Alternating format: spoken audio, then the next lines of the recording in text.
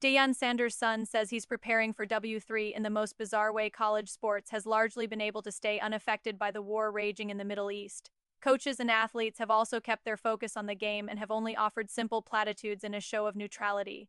Shiloh Sanders is not one of them. After getting waived by the Buccaneers, the athlete turned content creator has decided to give everyone a reality check. In a recent Twitch stream, he played the video game Call of Duty and talked with fans, referencing the current geopolitical scenario. "I'm not going to lie, this is real life.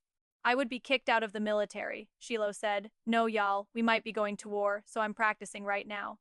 They said we're going to war soon, so I gotta get right. Y'all didn't hear we are going to war?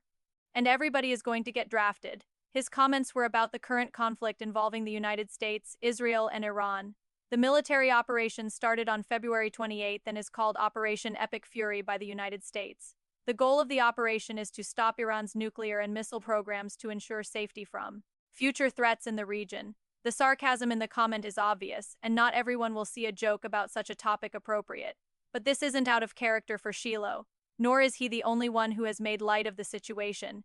Even President Trump was heard making a ridiculous comparison recently during a White House roundtable on the future of college sports, which included Nick Saban, SEC Commissioner Greg Sankey, and many more. President Trump compared the current war to the difficulties of managing college football.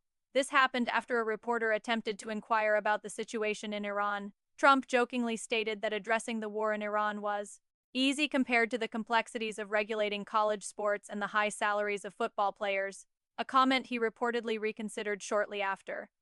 "I saw what was happening with college sports, and it doesn't sound very important compared to what's happening in Iran and other places," he said.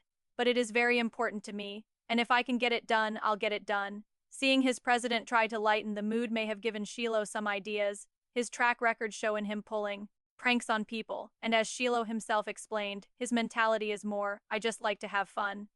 Last year, after the Browns game against the Steelers, Shiloh Sanders played a funny prank on the fans. He pretended to be his younger brother, Shedeur Sanders, wearing Browns clothes, including Shedeur's number 12 jersey.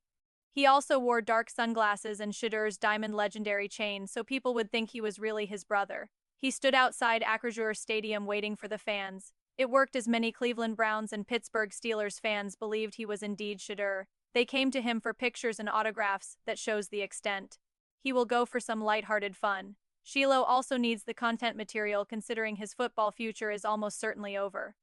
Another incident came last year, around July, when he was shooting a promotional video for KFC. During the show, he impersonated his dad, Deion Sanders, and teased Shedeur over his unexpected draft fall in the 2025 NFL Draft. "I got another son named Shedeur. He was supposed to go in the first round, but I don't know what happened," Shiloh mocked, imitating Deion. The pranks and jokes do hide the very real financial problems facing Shiloh right now. Considering the latest lawsuit, it isn't the war in the Middle East that should be his biggest priority. Shiloh's legal troubles get worse. In addition to his career struggles, Shiloh Sanders is also involved in a lawsuit. A federal bankruptcy judge has set a trial for August 31st to decide if former Colorado football player Shiloh Sanders can get rid of more than $11 million in debt. Judge Michael Romero scheduled the trial in Denver, and it will probably last about 5 days. Sanders filed for Chapter 7 bankruptcy more than 2 years ago to try to clear his debt. The main question in the trial is whether Sanders intentionally hurt a school security guard in 2015. If the court decides that Sanders caused a willful and malicious injury, he will still have to pay the $11.89 million he owes to the guard, John Darjean. If the court decides the injury was not intentional, Sanders may be able to erase the debt through bankruptcy.